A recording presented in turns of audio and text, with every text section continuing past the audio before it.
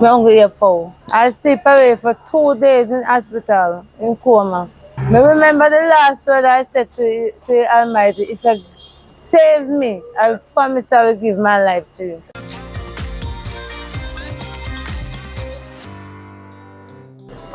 My Jamaican family, how you do? I'm back in the market. You remember that interview I did with Jerry Woodstock, that gentleman? Well, his spouse, his fiance, has a remarkable story as well. Today, I'm back to hear her story. I'm going to share it with you. Her name is Andrea Thompson. Another amazing story of survival. You need to hear it. Just before though, again, I'm going to implore you. I call this the Overcomer series, where I interview persons who have gone through adversities. But this is perhaps one of the most chilling. You need to hear the story. If you have not yet subscribed to my channel for whatever reason, it's a good time now. You need to hear these stories. I don't want you to miss any of them. So, hit that subscribe button, tap the bell notification, and that way you'll stay updated on all of them. Let's go to Andrea and her chilling story of survival. Survivor of the unthinkable, I call it.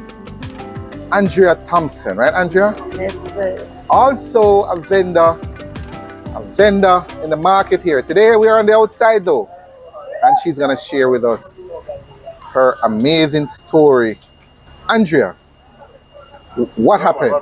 Tell me about the first accident. Okay, when I was small, my mother usually travel at Kingston buying like things to sell. So basically, my mother leave me with my big sister. So I was sleeping and my big sister wake me up and asked me if I need something to eat. So I said yes.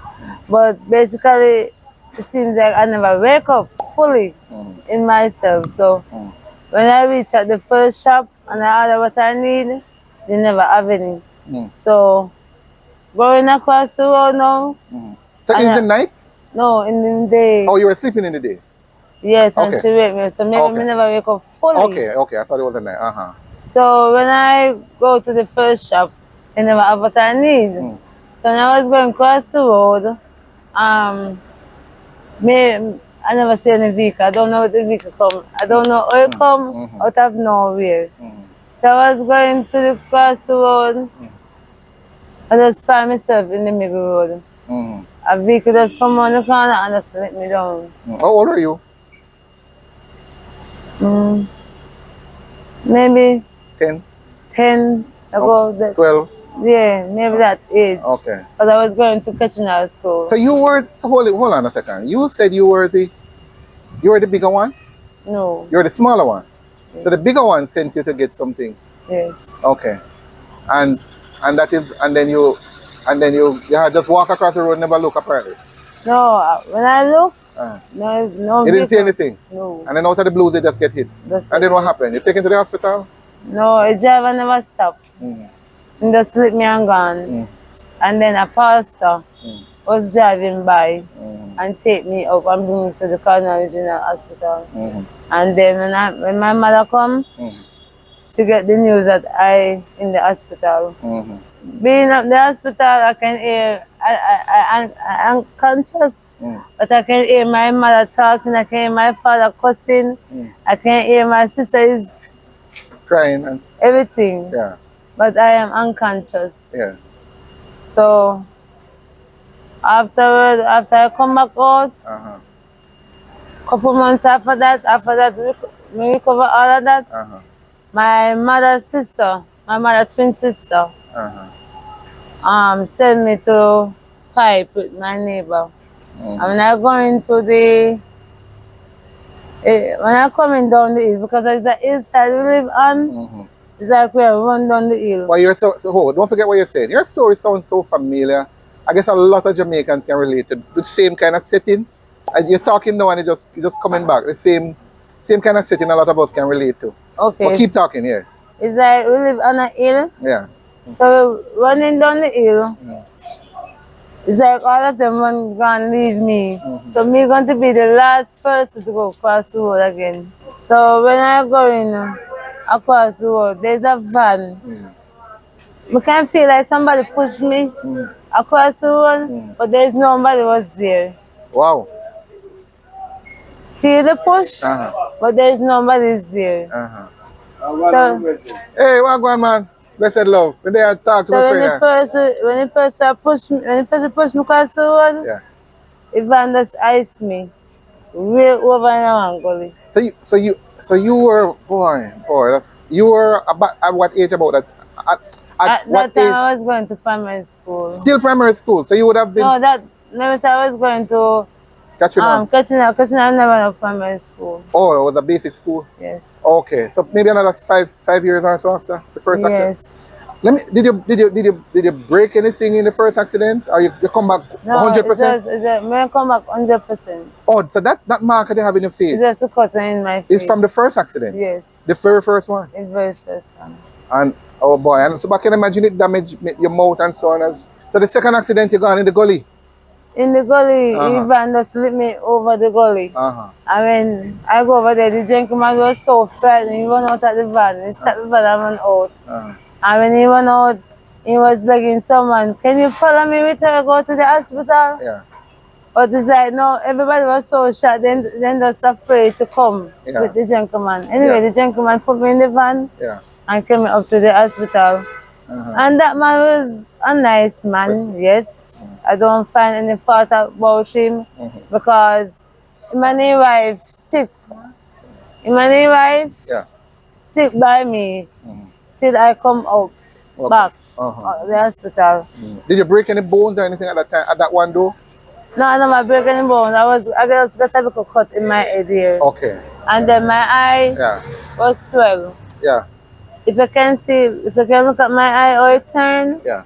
Let me see it turn. Most of the people that look for me and say I have cross eye, but I have cross eye. When I've been in the accident, my eye was swell. Yeah. So when I'm up in the hospital and I go to the bathroom, I was saying, really, my eye looks so swell? So I usually take my finger and like rubbing it. I never really feel up in by itself. I was just rubbing it to see out of it.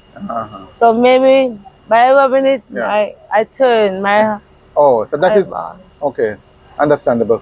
So that's the second one. You said there were 3 accidents. Yes. This girl, I know her from Montego Bay. She was asking why I am up here. So I said, I live up here, I live on the road. But she don't know directly which part of the road I live. Yeah. So, after a sudden one day, I'm down and I'm going to hear, Andrea. So I was saying, oh, that's a call. So when I come out, I see. So I said to myself, oh, she know me, I never die car. So when I asked her, oh, she find me, she said, somebody sure. Oh. Anyway, she come until she said she come on my yard, come wash some clothes and something. And I go to my bed one night, on Sunday night, and I get a bad dream. I never like the dream. Bad dream. I never like the dream. I cannot talk about it because it's scary. No, don't need. Please don't. And when I wake up in the morning, I said to my boyfriend, I tell my boyfriend the dream, he said that is not a good dream. And when I wake up, but in the 1-2 o'clock, she come back down on my yard. And I said to her, 1-2 o'clock in the night? No, in the day. In the day, okay, yeah. So I turned to her and said, where you come back for? She said she come back because she was waiting on her boyfriend. So I said, waiting on her boyfriend down here? So she said, yes. Because she go for her mother at St. Elizabeth. So I said, but you don't need to come down here. So I said that to myself, I never really said that to she. By the time if you stop and talk to my neighbor now, like me turn me back to she and talk to my neighbor. My uncle here and she said, man come for me. And she won't go in my house. And when she won't go in, she not even look for see me come back in the house. She just lock the door, lock me out of the door. When I go and push the door, all of the door Lock. When he lock from, cause I tell you much lock the on the door. Yeah. He lock the up and up here, so come down here, so. Uh-huh. And she lock all of the lock them. Uh-huh. So when I push the door, Yeah. I can't go in. Uh-huh. Your own door. My own door. Yeah. So by the time I go turn to wanna go over my neighbor, the man don't shoot me already. Mm. I not even realize cause I hungry here pow. But after I start feel dizzy in myself and I say, how I feel so? I feel like something run down in me like a river. Mm. So I say, how I feel so? When I look here, so I feel blood. Mm. Not even realizing that I hear say won't come through. It shall come through this side and fly through here, so. What? Yes. So when I go over my neighbor and I won't go over there and he open the door and open the grill and pull me inside, it's like the feeling when you give me, I can't stay one place, I just up and down, up and down. And he get to a point when he said, no, Andrea, you can't up and down so because your whole house are blood up. And he just put me at the doorway and take a towel and wrap me around. Yeah, that's important. I heard the blood flow to stop the blood. Yeah. Yes. Yeah. So when he wrap me around now, I have a friend who come from Portmore. She come down at my house. So time I baby father come for her lunch. And I tell her, the gentleman was so nice to me. He rushed me to go to the hospital. But going to the hospital, he was talking to me because he don't want me to go sleep and then just gone. But him talking to me, I'm telling you, I'm not listening to him. Yeah. Because I was in my mind, I just call upon God. God, please, don't make me dead. Please, have mercy upon me. I just fear that mercy to God. Even when I go on the hospital bed, I just God me a call over. Yeah. I mean, I remember the last word I said to the Almighty, if you save me, I promise I will give my life to you. Yeah. And then, after a sudden, I just black out. And then, when I wake up back, I see one was in my side. And after a sudden, I just then take me and rush with me to the theater. Going to the theater now, oh my God. I can feel when the doctor taking knife. It looks something like a knife. And I slice me on my breast here, so. That's a cut me. Because then say I have internal bleeding inside. So they have to cut me to save my life. And I sleep away for 2 days in hospital, in coma. Yes, 2 days. And I wake up the other day, I have to make 3 days. Because if I was sleeping away for 3 days, I would have said me dead. Oh, really? Yes. So you wake up just in time? I wake up just in time. Just in time I wake up. And when I wake up, the nurse run and come hug me and say, thank you God she wake up. Because then we have to put me on live machine. A live machine they have to put me on. Tell me about this journey of how you got to come back on your foot. In our language. I go in there in November and I come back all for my birthday for December 19 was my birthday and I come out before my birthday.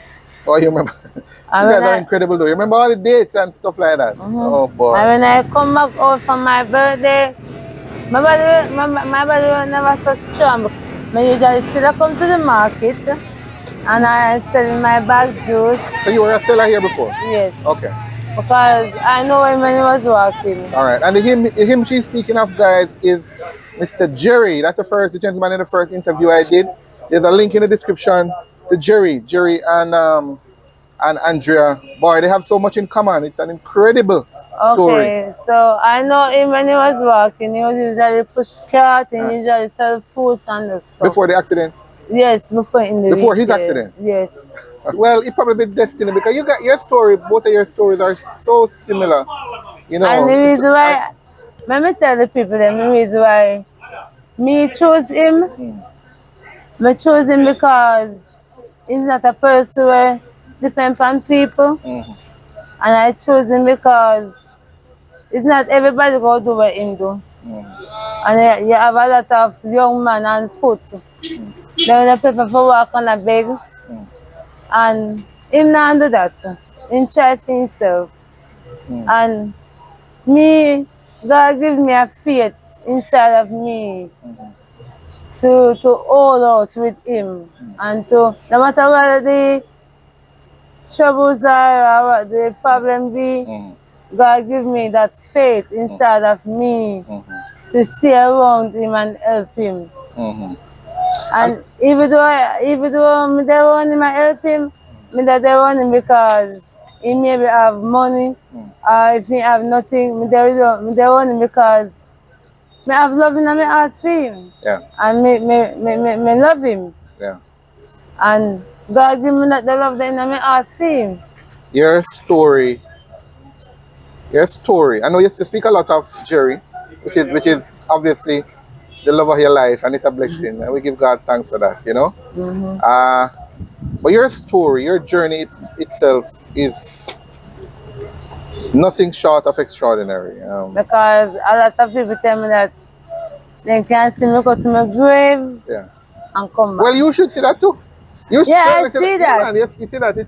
I see that. It's an amazing, and surviving three major, I would say, major accidents. Today we're still running our own little business. Yes. I know you and your spouse, you have the same thing both of you do? Yes. Pretty much, yeah. So we work together Yes. and both of you in the market. Yes. And I admire that. I met you, for the record, guys, I should tell you, I met her probably a year or two ago, you know. And I promised that I was going to get back to her, you know, to have a talk. And here we are now. And I think nothing is better than this time, because we're in the Overcomer series. Yes. Where we're highlighting her story. You're running a little business, and it's what is helping you. Yes. Both of you know. Yes. You know, to put food on the table and take care of yourself. And you're not rich, but you're trying. You're trying, and Yes. you're making ends meet. And we salute you both for that, you know. Yes. We salute you now, because this video is about you. Yes. What word or words of encouragement do you have for somebody who is facing adversity or who has gone through hell? Encourage them, to bring hope, to give hope, give them hope. Okay. I will tell you that with God all things are possible. No matter what people say about you, Yeah. with God all things are possible. And once you pray often, read the Bible, Yeah. and put your faith in God, Yeah. no matter what come your way, you will overcome it. Because without God, you cannot overcome nothing. Well, he did it for you. So He did it for me, because as you can see, I go to 3 accidents, and I survived the 3 accidents. And he give me another chance to live. Yeah. And he give me another chance to testify and tell people how great he be. So it doesn't matter what your situation, or it doesn't matter what you're going through. Once you put God in the midst of your problem, he will always solve it. He's not going to be perfect, but he will just tell God to fight your battle. Each time you're praying, just tell him to fight your battle. Awesome. Just tell him to fight your battle, and he will fight it for you. But guess what? You have to have faith in yourself. And you have to believe in him, that him can help you. Because without faith, belief, and confidence, you're not going to make it. These stories are remarkable. I'm going to ask you, she said what made it for her is her faith. I'm going to ask you to put faith in the comment right now. Faith.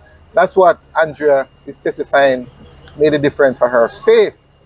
Faith. If there's anybody who is watching who is interested in reaching out to you, Andrea, perhaps for some word of encouragement, I always plug that in, because there are people out there who might need it. If any of them are watching now, who need some word of encouragement, or if there's anybody out there who would want to reach out to you to help you in any way, is there a number you can share with them? 71 6295. 6295. Awesome. And that number, guys, is also in the description. And we'll also add a few other numbers just in case as well. So check the description for that. Andrea, you were talking about that mark, the mark that was left after the accident in your face. Yes. Yeah, what were you saying? I was saying that the most important thing I would need, I don't know if I can do Surgery? I can do a surgery on my face Yeah. because I was so small when I made the accident. Yeah. I don't know if like because I get so old now Yeah. and so big, I don't know if Yeah. I could get some help to take it out of my face Okay. and then try to straighten up my eye with the Yeah. accident damage. Yeah. Yeah. So Oh, so that's what you would want. that's I would want that. So if anybody here who are watching or know anybody who can help you, then encourage them to reach out to you. Yes. The same number regarding any of those. Yeah. Yes. The mark in your face or your eye, just general getting back your face. Yes. You would want some help with that. Yes. All right, but you are already an overcomer, and we salute you. Yes. We salute you for what you do. We salute you for your grit and your resilience, Yes. and for pushing through and a beacon of encouragement for many out there. Thank you, Andrea. Andrea, guys, in the market here, a vendor here in the market downtown Montego Bay. What a story! A remarkable story of survival. Oh my God, I want to hear from you. I'd love to hear from you. Talk to me in the comments. Please, make sure you like this video. Number 1 and 2, somebody needs to hear her story. Please, share it out now. Share it right now. There's another video you need to see. And that's the one, if you've not yet seen it, that's the one with her spouse, the one with Jerry. There's a link in the description, and it's in the card above. See you in that one.